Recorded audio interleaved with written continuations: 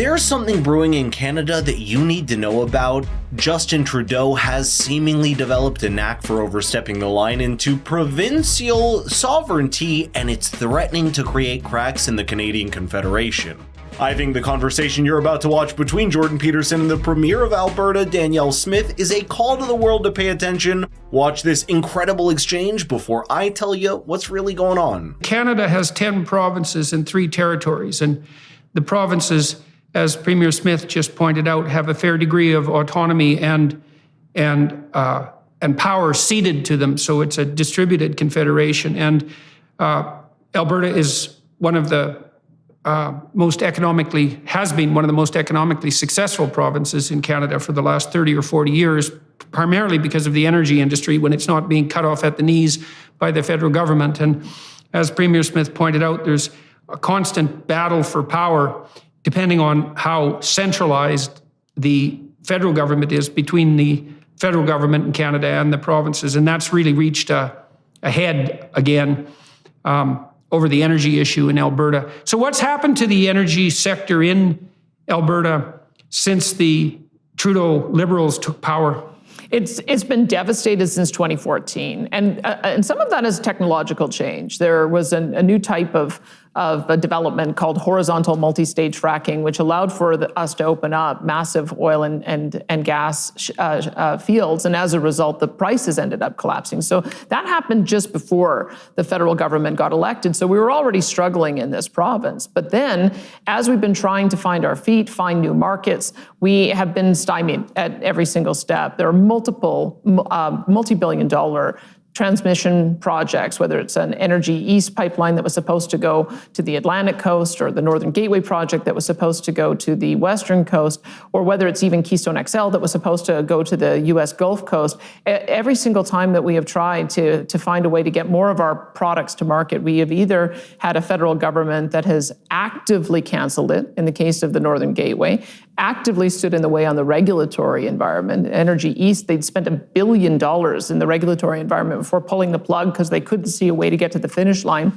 or even Keystone XL. $1 billion. Which US President Joe... $1 billion, just in the regulatory process. And then you had the Keystone XL project as well, which US President Joe Biden canceled within 5 seconds of becoming president. And we didn't have a single word of support that came from our national government. And so that has been, when you don't have takeaway capacity, now, what's the point, is the international investors are looking and saying, what's the point in developing new fields if there is no place for us to be able to get our product to market? And so we have seen multi-billion-dollar projects that have been canceled. There have been, those I was just talking about with oil. There was a major oil sands project called the Tech Frontier Mine. Same story. It would have been a $20 billion project, $1 billion into the regulatory approval process. They couldn't see a way to the finish line. They pulled the plug. There have been 18, I believe, different LNG projects that have been proposed, starting around the same time. That's liquefied natural gas. And you know what's crazy? Over the last 2 years that the Ukraine conflict has raged on, it's that inexpensive Canadian LNG that the entire world could have benefited from if not for the hardline environmentalist lobbies in Canada as well as America. It's a little known fact that Canada has one of the largest yet most underutilized oil and natural gas reserves in the world. With over 1,300 trillion cubic feet of natural gas resources, the country can meet its own current demand for the next 200 years straight. And yet, with a leader like Justin Trudeau at the helm, Canada's fallen woefully short of the will and efforts needed to extract those vital natural resources, and all of that's happening under the thumb of a strong environmentalist lobby that has only been beholden to Canada, to natural resources coming up from foreign dictatorships and kingdoms. For example, the country imported more than $1.5 billion worth of crude oil from Saudi Arabia last year, and that's exactly the point of contact that is now creating friction between the province of Alberta and the Canadian federal government in Ottawa, known as the country's energy province. Alberta has vast oil and gas reserves as part of an energy sector that constitutes a large part of the province's economy. Looking at the numbers, the industry makes over 26% of Alberta's total gross domestic product, and yet the interference from the federal government means that the province has not been able to construct the vital infrastructure needed to transport that extracted oil and natural gas to other parts of the world, particularly southern United States. As you can imagine, this lack of transportation infrastructure massively discourages private investment in that sector, all while Alberta's economy feels the squeeze from their most important segment being stifled like this. So it seems, well, the Trudeau regime is happy to potentially depend on foreign nations for oil and gas. He's quick to buckle under the pressure of environmentalist lobbyists at home who hold significant sway over the Canadian voter base and Liberal parties. And there's something even more ominous, which is just how far he's willing to sacrifice Canada's state and governance structure, which roughly resembles a confederation to try and consolidate the country into a singular vision. That's the liquefied natural gas that the new leader of Germany came looking for, cap in hand, talking to Trudeau, who said that he couldn't make a business case for that kind of transaction, and then decided to make an agreement with Schatz to ship non-existent hydrogen from non-existent green plants on the East Coast to a country that's desperate for energy now. You're following it very closely. And we started talking about developing these plans at the same time Australia did and the same time the US did. They are well along on that. And we haven't even really gotten to square one. And all of that is because of federal interference. We have the ability to develop our resources at the provincial level. So when we're talking about the subnational level of government, we have the exclusive right to develop our resources, to develop conservation policy around them. But the federal government has the right to develop the pipelines that go cross-border, and they have stymied us at every single step. And that is part of the reason we find ourselves at the impasse that we're at today. I just feel like there is an absolute hostility on the part of Justin Trudeau and his environment minister, Stephen Guilbeault, towards our industry. I mean, to talk about the ultimate slap in the face, when we had a referendum to try to talk about a better way to share the wealth in the country. They take a lot of wealth out of Alberta and don't have it come back our way. When we had a referendum on that, the answer from the federal government was to give us Stephen Guilbeault, who earned his stripes by climbing the CN Tower to protest oil and gas development. And so if that's the answer that the federal government gave us when we were trying to, in good faith, seek a new arrangement with the rest of the country, we know where we stand. And that's part of the reason why we're taking such a strong stance and pushing back. And it makes sense why. Canada's a system with power and authority devolved down to the provincial levels to a large degree, and that obviously grates against a leader that has a desire to consolidate power in the center. In the case of environment or fossil fuel debate, we've seen Justin Trudeau's government continually invoke or bring up Section 91 of the Canadian Constitution to try and steamroll provincial autonomy on the matter. This section is being read as a permission to the federal government to take actions that are in the larger interest of the Canadian nation, actions which it believes lie in the purview of the central government. The exact text of the section reads, and I quote, "It shall be lawful for the Queen, by and with the advice and consent of the Senate and House of Commons, to make laws for peace, order, and good government of Canada." And it's that good government of Canada that leaves just enough room open for the Trudeau government to sneak in environmentalist policies, even though they may trample on vital industries or provincial sovereignty. Take, for example, the issue of climate change mitigation efforts of the Canadian federal government.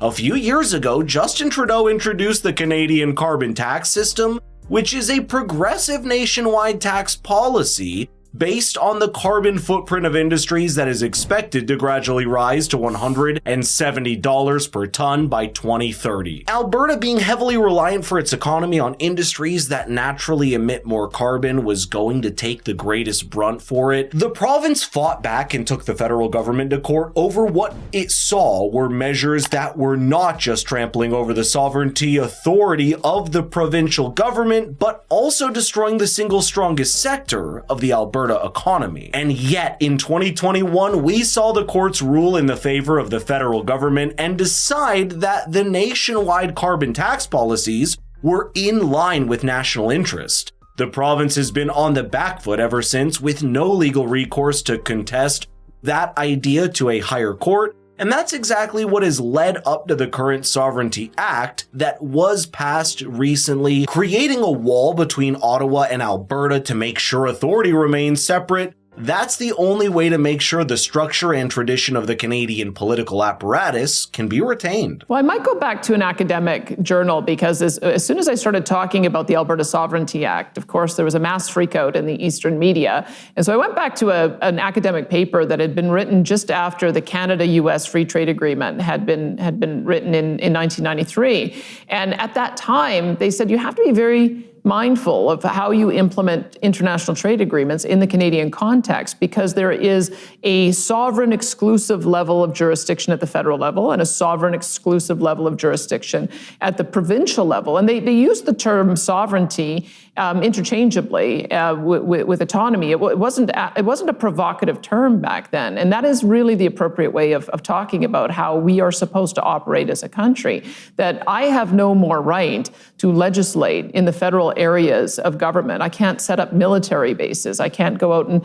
negotiate international trade agreements on my own. I can't, sadly, even manage passport offices, much as my residents here would probably wish I could because they've been managed so poorly. But it's supposed to be a two-way street. That means that the federal government should not be legislating or interfering in our areas of jurisdiction either. And they do it all the time. They pass legislation that is unconstitutional, force us to go to court to strike it down. They are constantly reaching in to whether it's our municipal level of government or our universities or our middle level management in every single department, trying to get funding deals so that we end up compromising what we want to do here in service of Ottawa interests. And at the same time, they show massive disrespect to us as a province in being able to develop our own resources. So I can tell you that Albertans have had just about enough of this.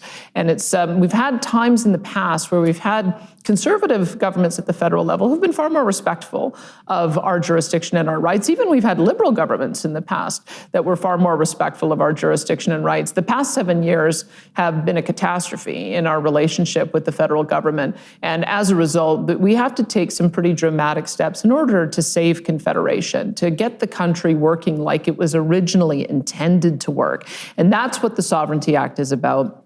It's telling Ottawa, stay in your own lane. Otherwise, we're going to put up a shield and we're just not going to enforce any of the laws you're trying to impose on us that fall in our areas of jurisdiction or that violate the Charter of Rights and Freedoms. And I've been delighted to see that having this conversation, it was initially sort of shocking, I think, for the country, for Alberta to be talking this way. But if you notice, Saskatchewan recently has put forward the Saskatchewan First Act, which is very much along the lines of what we're proposing here. So I think that we've started a bit of a trend, and I think it is going to lead to a better country, a better Confederation. And that's exactly what should ring alarm bells for Justin Trudeau himself. Over the last 8 years, he's become a progressively more divisive figure on many fronts, both inside and outside of Canada. Add to this the fact that there's been plenty of tests in those years of his true democratic credentials that he has failed, and that includes the Truckers' Freedom Convoy protests, the current intrusion into provincial affairs, as well as his apparent love for how easy it is to get things done when you wield all the power in the center. That's not even conjecture, because Trudeau hinted at his subtle admiration for authoritarian regimes back in 2013 during a town hall where he said, and I quote, "There is a level of admiration I actually have for China. Their basic dictatorship is actually allowing them to turn their economy around on a dime." All in all, the bleak picture of the current state of Canada may be about to change as the country goes to polls late next year. Until then, we'll need to have the tough discourse around the policies and what they mean for Canada and the world at large. That's exactly the space filled by this conversation between Jordan Peterson and Danielle Smith. And it's things like these that are capable of retaining some semblance of a free and open society.